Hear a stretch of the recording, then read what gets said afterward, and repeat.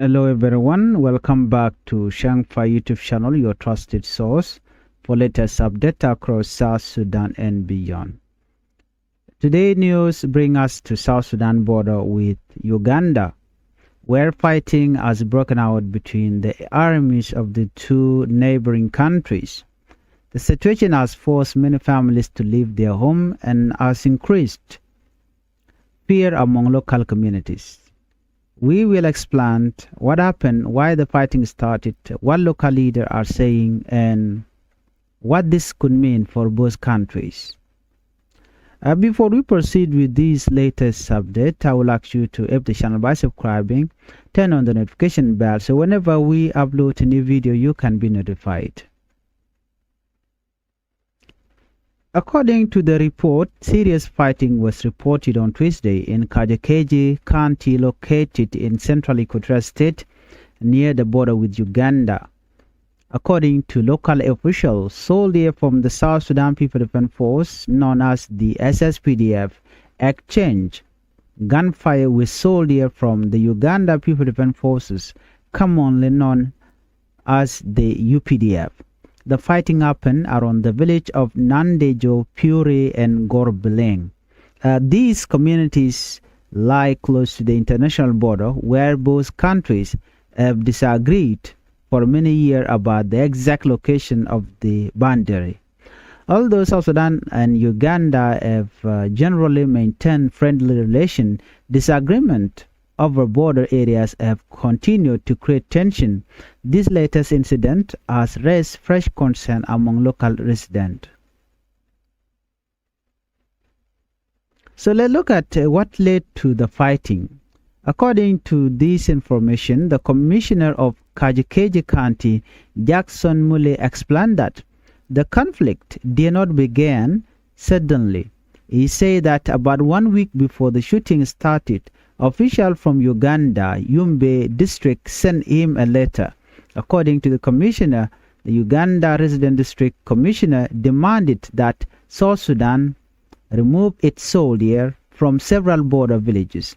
Ugandan authority reportedly claimed that the villages belong to Uganda and warned that military action would follow if the soldiers remained there. Commissioner Mule rejected that demand. He stated that the village have always been part of South Sudan and that local families have lived there for generations. According to him, withdrawing South Sudanese soldiers from the area would mean leaving what he believed is South Sudanese territory. Because of this disagreement, tension continued to rise over several days. Unfortunately, instead of finding a peaceful solution through discussion, the situation became violent. The commissioner said that on Tuesday afternoon, the situation became much more serious. He reported that Ugandan soldiers, UPDF, moved toward an SSPDF military position near the disputed area. Heavy weapons were reportedly used during the fighting. Gunfire continued for nearly 2 hours. During the exchange, the military position occupied by the South Sudanese force was reportedly damaged and later caught fire. Local officials said South Sudan People Defense Force soldiers temporarily moved away from the area before later regrouping. The commissioner also claimed that after receiving support from additional troops, the South Sudanese force managed to stop further advances. At the same time, this report was released. Ugandan military officials had not publicly responded to this claim. Because both sides have presented different versions of previous border incidents, many observers believe that an independent investigation would help establish exactly what happened at the border. While soldiers were involved in the fighting, ordinary civilians once again became the biggest victim, especially the South Sudanese citizen. As gunfire spread across the area, many families quickly packed whatever they could carry and fled to their home. They fled their home. Parents carried young children. Elderly people walk long distance looking for safety. According to the report, many people leave behind their farm, animals, and personal belongings because protecting their life became the most important priority. Local officials said most of the displaced families moved towards Sokari Buma in Liwolo, Payam. Schools and church compounds have now become temporary shelter for many displaced people. And instead of students attending classes, classrooms are now being used as a sleeping place for families escaping violence. Church buildings that normally serve as a place of worship are now providing protection for frightened civilians. Many people arrive with almost nothing. Some have no blanket, others have little or no food at all. Many do not know when it will be safe enough to return home. For children, the situation is especially difficult. Their education has been interrupted. Many have witnessed violence that no child should ever experience. Local leaders are warning that humanitarian assistance is urgently needed. Food supplies are becoming limited.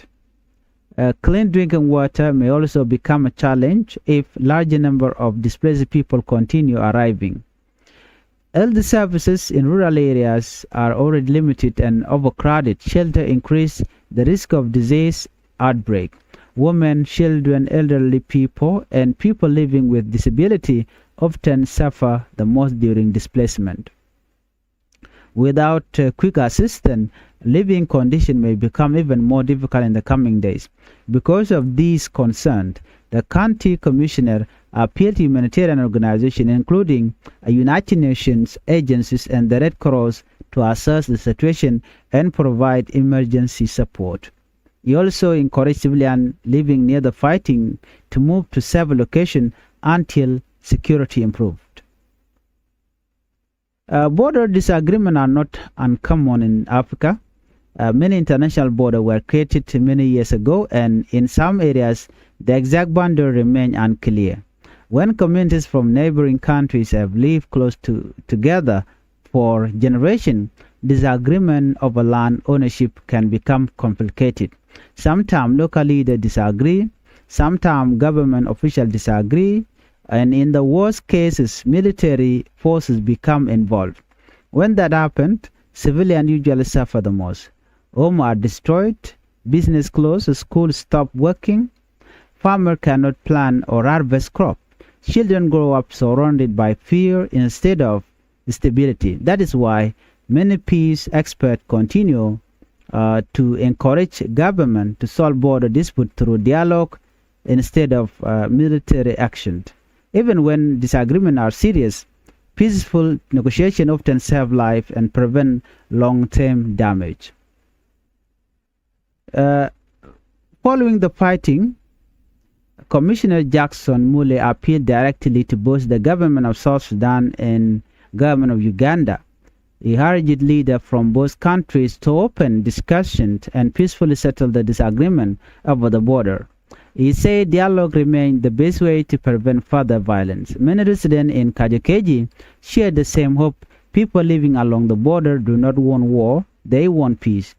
They want their children to return to school, they want farmers to return to their field, and also they want families to live without fear of sudden fighting. For ordinary citizens, lasting peace is far from important, is far more important than political disagreement. Well, that is our top report. If you are new here to Changfied YouTube channel, I would like you to tap the channel by subscribing. Turn on the notification bell so whenever we upload a new video, you can be notified. Thank you for watching. Let's meet on the next video.